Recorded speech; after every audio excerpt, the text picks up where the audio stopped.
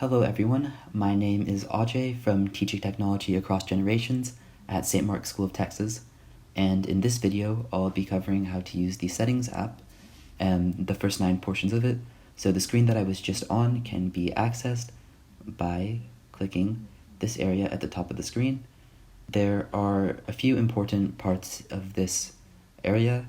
So under name, phone numbers, and email, you can view some personal information you have saved on your phone that's attached to your Apple ID, which is sort of Apple's way of connecting you to all of your different devices you might have. Under password and security, you can have the ability to change your password for your Apple ID. And under payment and shipping, you have the ability to view the credit card and address that you have set for any purchases you might make on your phone to go to. This would be for something like Amazon or eBay if you make purchases on there using your phone.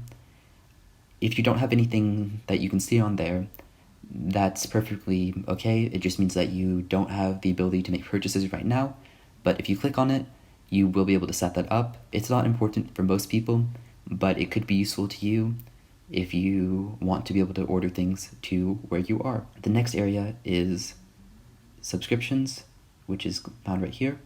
And if you look at this, what you'll see is any subscriptions you have purchased. Most people won't have something here as well.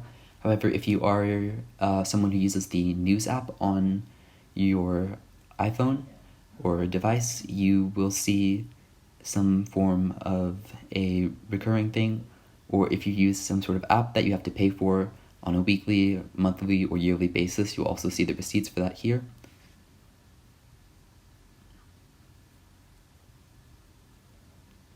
So the next area is iCloud. By clicking on this, you can view the storage that your phone uses. You can select any app that you have, and you can change the settings on it. I would recommend having a lot of your apps backed up, because by doing this, if you ever switch devices or lose access to the device that you currently are on, when you sign into your Apple ID, you'll be able to have all the same information. That way you won't lose people's phone numbers, email addresses, or the photos and videos that you have saved, among other things that you can view further on down. So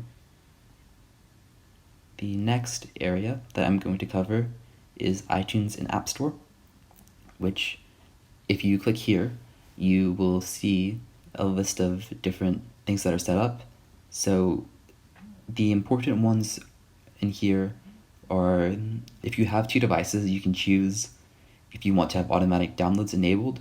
Basically what that is if you have a second device, what will happen when you purchase something on one of them is that it will also download on the other one without you having to pay for it twice. That's one of the good things about having an Apple ID, is that you don't have to pay for things twice. You can also have your apps choose to download or not download if you are not connected to Wi-Fi, which is something that we'll cover later on in this video. The rest of the settings in here aren't going to be super useful to you, and you can leave them as is on your phone. So the next area is Find My iPhone. So if you have 2 devices, or if you sign into Apple's website on a different device, you can view the location of your phone, so where it is on a map.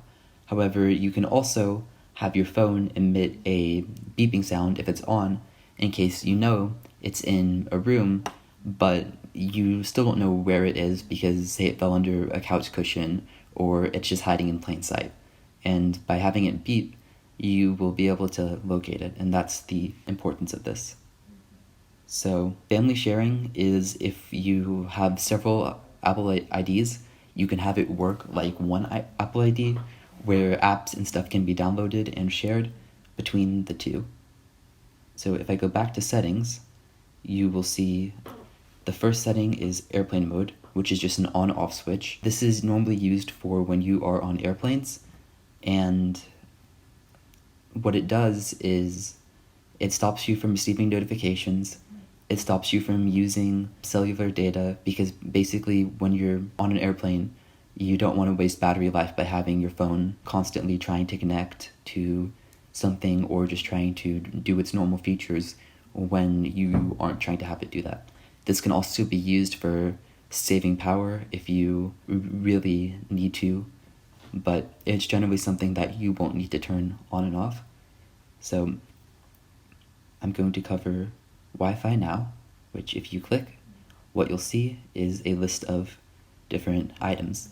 The first one is a switch like airplane mode where you can turn Wi-Fi on and off. Underneath that switch, you'll see a Wi-Fi network, which is currently the one that I'm connected to. You can often find these just around. If you are connected to multiple Wi-Fi networks, so if you're in a popular area that has, say, 2 Starbuckses or something like that, where they have free Wi-Fi and you're connected to it, you can see both.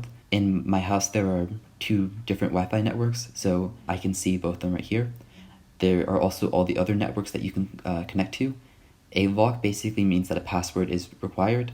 If it has a lock and it's in the first 2 areas, what you'll see is you can still switch between them and it won't make a difference. However, if it's under other networks, then you will have to type the password in. If there is no lock, then it usually won't require a password. These last 2 settings are settings that basically, if you click Ask to Join Network, what will basically happen is if you're set as off, then you won't get pop-ups saying, hey, this Wi-Fi network is available. But if you're on Ask or Notify, then if you aren't connected to a Wi-Fi network and there is one that you can connect to, it'll let you know and you can choose to connect to it or not. Auto join hotspot isn't going to be particularly important to you either. So I'm going to go back to settings, and the next area is Bluetooth.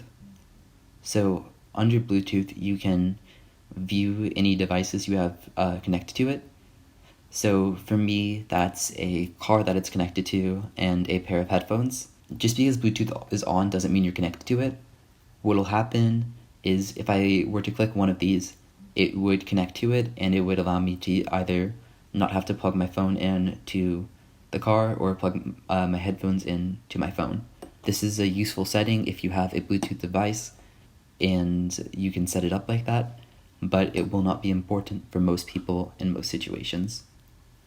So the next area is cellular, which is right here, and you have the option to turn it on and off like you do for Wi-Fi and airplane mode.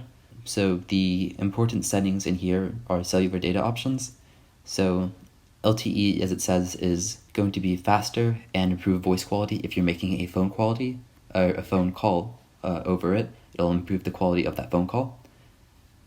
So data roaming is just a way that basically if your phone's not on Wi-Fi, it'll perform the same task. It will use your cellular data, so if you don't have much data, you can turn it off. And low data mode is another way to reduce the amount of data you use. It'll stop some apps from working, but it will save data, so there's a pro and a con to it. The next area is notifications. So in here, you can turn the settings on for any individual app. I'm going to click on the American app for me, but it doesn't matter what app you do this for. You'll have the option to turn on and off notifications, and you'll have the options of how you want notifications to appear on your screen. But the more important setting is show previews. Whenever you turn your phone on and you're viewing the date and time, you will sometimes have notifications such as like text messages or emails, and if you have it set as never, what'll happen is it'll just say something like iMessage, and then you won't have any other information. When you have it set as always, you'll see iMessage and then a name and then the contents of the message. And under when unlocked, that's for people who have either Face or Touch ID, and once that's activated but you aren't yet using your phone, then you will be able to see the name and the information in the message, but until you do so, it'll just appear as being in the state where it just says iMessage and you don't have any other information. So the next area is sounds and haptics, and by doing so, what'll happen is you can view some information, such as if you turn your phone, there's a little switch on the side of the phone that is the vibrate or the normal ringer. So what these settings are is just if your phone's in your pocket but it's not making a sound, it will vibrate and you can feel it. Vibrate on ring is if your phone's on the normal ringer. It'll also vibrate, versus if your phone's on silent and if you want it to vibrate or not. This is the sound of the phone.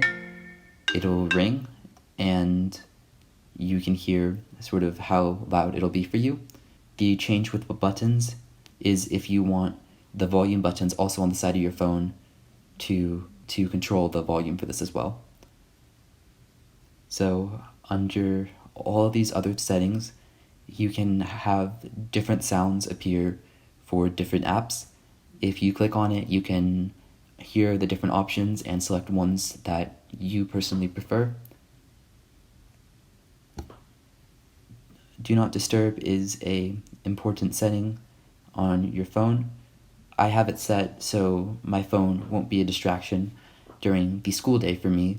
However, for most people, they'll have it set to appear overnight, and what that'll basically do is when it's on, you'll see a little moon icon on the top corner of your screen, and what that means is that you aren't getting notifications that will make a sound.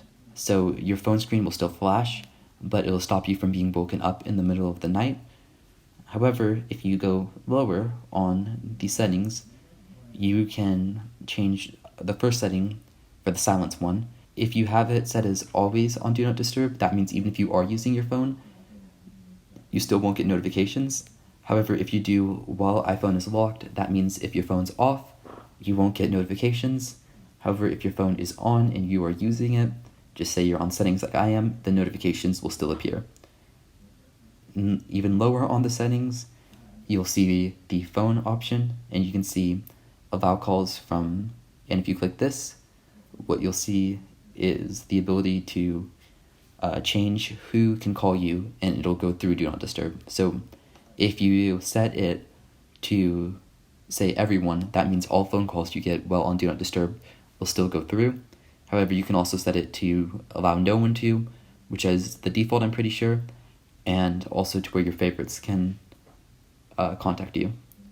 So repeat calls is explained below it, but if someone calls you again, states something really important, and they really have to reach you, then your phone will start ringing the second time, but it won't for the first time.